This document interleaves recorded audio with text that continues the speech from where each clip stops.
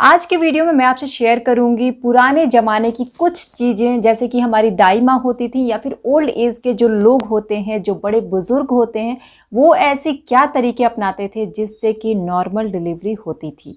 तो ये सारी चीज़ें हम फॉलो करेंगे आज। और कहते हैं ना, ओल्ड इज़ गोल्ड, तो वही चीज़ें आज हम फॉलो करने जा रहे हैं, क्योंकि जो पुराने ज़माने की चीज़ें होती थी वो भी एक सटीक रूप से सीधा बैठती थी। और पहले के ज़माने में जो भी चीज़ें कही जाती थी ना, जो भी कहावत कही जाती थी ना, वो बिल्कुल भी सही बैठती थी और नॉर्मल डिलीवरी होती थी। तो उन सब चीज़ों के बारे में आज हम बातें करेंगे।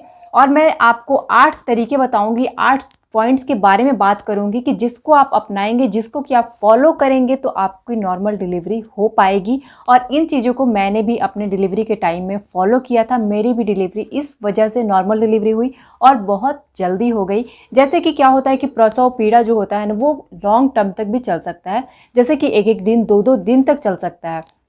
लेकिन अगर हम इन चीज़ों को फॉलो करेंगे तो हमारा जो प्रसव पीड़ा होता है वो तो कम होगा ही, लेकिन जो टाइम पीरियड जो होता है ना, वो कम टाइम में भी डिलीवरी हो सकती है। जैसे कि 3 घंटे में, 4 घंटे में, और 2 दिन ना लग करके, 1 दिन ना लग करके 3-4 घंटे के अंदर में डिलीवरी हो जाती है। तो welcome back to my channel, मैं हूँ गुंजन। और अगर आप चैनल पे सबसे पहली बार आ रहे हैं तो चैनल को सब्सक्राइब कीजिएगा, वीडियो को लाइक कीजिएगा। तो चलिए वीडियो को स्टार्ट करते हैं। देखिए, सबसे पहले मैं कहना चाहूँगी कि माँ बनना हर लेडीज़ के लिए एक सुखद एहसास होता है। दुनिया का सबसे सुकून भरा पल वही होता है कि माँ बनना। और हर औरत चाहती है, हर लेडीज़ चाहती है कि मैं माँ बनूं।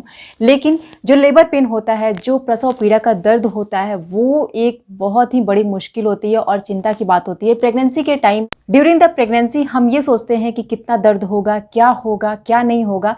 तो सबसे पहले ये समझ लीजिए कि ये जो दर्द होता है, लेबर पेन का दर्द जो होता है, वो हर महिला को होता है। हर महिला को उतना ही दर्द होता है।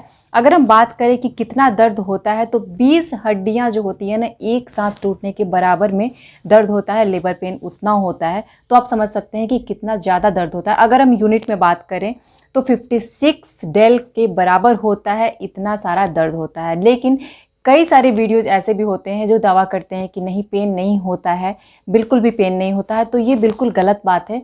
पेन तो होता है, और बहुत ज़्यादा वाला पेन होता है। 20 हड्डियाँ टूटने के बराबर इतना ज़्यादा पेन होता है। और वो पेन जो होता है ना, वो हर महिला को बर्दाश्त करनी पड़ती है। लेकिन आजकल मेडिकल साइंस है, तो मेडिकल साइंस से इन सब पेन को भी थोड़ा कम किया जा सकता है। लेकिन इससे पहले मैं बताना चाहूँगी, जो भी चीज़ें मैं बताने जा रही हूँ, जो 8 आपको चीज़ें बताने जा रही हूँ, उससे भी आप इन चीज़ों को कम कर सकते हैं। आपका लेबर पेन जो है वो कम हो सकता है और डिलीवरी जो है वो जल्दी हो सकती है। तो चलिए मैं आपको बताती हूँ वो सारे आसान वाले तरीके जो कि आपके लेबर पेन को कम कर देंगे। तो सबसे पहला पॉइंट है कि डिलीवरी के टाइम में, उस टाइम में आपको जब पेन होता है तो पेन को अपने ऊपर हावी नहीं होने देना है। आपको कभी भी यही समझना है कि मुझे कम पेन हो रहा है। आपको अपनी हिम्मत बढ़ा के रखनी है और ये सोचना है कि कितना भी ज़्यादा पेन हो रहा हो, आपको ये सोचना है कि बिल्कुल कम हो रहा है मुझे पेन, बिल्कुल कम हो रहा है मुझे पेन। और दर्द को अपने ऊपर में बिल्कुल भी हावी नहीं होने देना है। तो ये आप सोच के रखिए कि दर्द तो होगा, लेकिन हाँ, इससे भी ज़्यादा हो सकता है। ये चीज़ें आप सोच के रखिए। नंबर 2, दूसरा चीज़ ये होता है कि डिलीवरी रूम के अंदर, यानी कि जब आपको लेबर पेन स्टार्ट हो रहा है, तो आपको एक ऐसे इंसान के साथ रहना है जो आपको बहुत ज़्यादा प्यार करता हो, आपके बात को समझता हो और आपके भावनाओं को समझ सके और आपकी हिम्मत बढ़ा सके। यानी कि प्यार करने का मतलब ये नहीं है कि वो आपसे कहे कि नहीं, आप नहीं कर सकते हो ये चीज़, तो ये बिल्कुल गलत है। आपको ऐसे इंसान के साथ रहना है जो आपको कहे कि नहीं, आपकी नॉर्मल डिलीवरी हो सकती है, आपकी हिम्मत बढ़ा सके वो आदमी। तो ऐसे इंसान के साथ रहना है ताकि आपकी हिम्मत बनी रहे। और थर्ड पॉइंट की बात करूँ तो थर्ड पॉइंट ये है कि आपको स्टैंडिंग पोजीशन में रहना है। जब आपकी जो डिलीवरी का जो पेन होता है, उस टाइम पे लेबर पेन स्टार्ट हो जाता है, तो स्टैंडिंग पोजीशन में क्यों रहना है? क्योंकि जब आपका लेबर पेन स्टार्ट हो जाता है और आप डिलीवरी रूम में होते हैं, लेकिन आपके डिलीवरी का प्रोसेस अभी चल रहा है, तो आपको उस टाइम पे स्टैंडिंग पोजीशन में रहना है। आपको बैठना नहीं है, आपको सोना नहीं है, क्योंकि आप खड़े रहेंगे, ज़्यादा वॉक करेंगे तो आपको ज़्यादा फायदेमंद होगा। तो आपको हमेशा उस टाइम पे खड़े ही रहना है। आपको अपनी हिम्मत बना करके आपको खड़ी रहनी है। और ज़्यादा आपको प्रॉब्लम हो रही होगी, अगर आप थोड़ा सा भी स्टैंड नहीं हो पा रहे हैं, तो दीवार को पकड़ के आपको उस टाइम पे खड़े रहना है, लेकिन आपको अपनी हिम्मत बनाए रखनी है। और नेक्स्ट अगर पॉइंट की बात करूं तो मैं वॉक करने को कह सकती हूँ, क्योंकि जब भी आपको लेबर पेन स्टार्ट हो जाता है तो लेबर पेन जैसे ही स्टार्ट होता है ना, तो जैसा कि मैंने आपको बताया कि आपको बैठना नहीं है, आपको सोना नहीं है, तो आपको करना क्या है कि आपको वॉक करते रहना है। वॉक करने से जो डिलीवरी होती है वो जल्दी हो जाती है और नॉर्मल डिलीवरी के चांसेस बहुत ज़्यादा होते हैं। तो आपको करना ये है कि जब भी लेबर पेन स्टार्ट हो रहा है तो आपको इन सब चीज़ों को याद रखना है, या फिर आपके साथ भी कोई बड़े बुजुर्ग हैं तो वो लोग भी ऐसे ही सलाह देते हैं कि आपको चलना है, घूमते रहना है।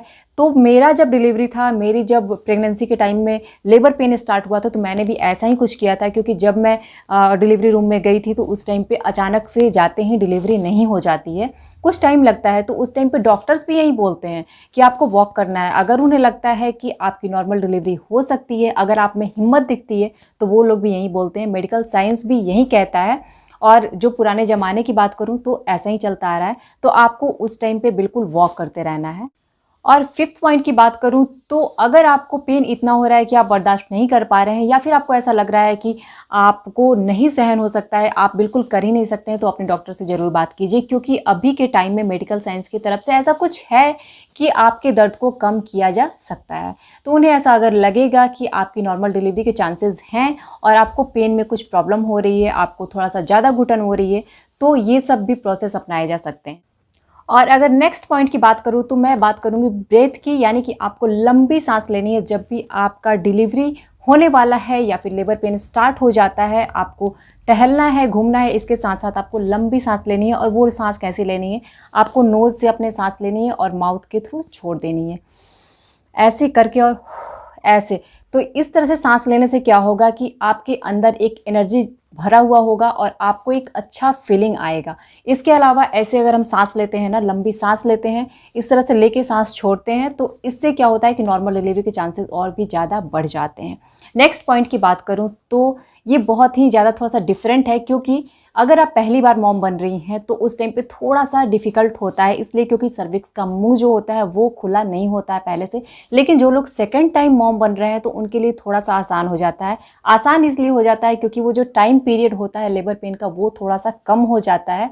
ड्यूरिंग द प्रेगनेंसी तो सब कुछ सेम ही चलता है, लेकिन डिलीवरी के टाइम में थोड़ा सा टाइम कम लगता है, क्योंकि वो सेकंड टाइम मॉम बन रही है। लेकिन फर्स्ट टाइम में थोड़ा सा टाइम लगता है, लेकिन आपको घबराना नहीं है, आपको बस इंतज़ार करना है।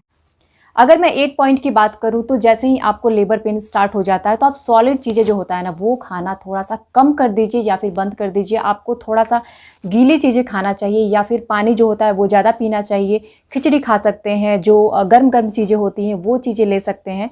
कुछ भी खाइए लेकिन थोड़ा सा गर्म होना चाहिए, तो इससे भी नॉर्मल डिलीवरी में आसानी होती है। तो आई थिंक मैंने सारे डाउट्स को क्लियर कर दिया है, और आपको वीडियो पसंद आई होगी, अच्छी लगी होगी तो लाइक कीजिएगा, चैनल को सब्सक्राइब कीजिएगा, और मिलती हूँ आपसे नेक्स्ट वीडियो में। अगर फिर भी कुछ रह गया तो आप कमेंट करके नीचे पूछ सकते हैं। Thank you so much.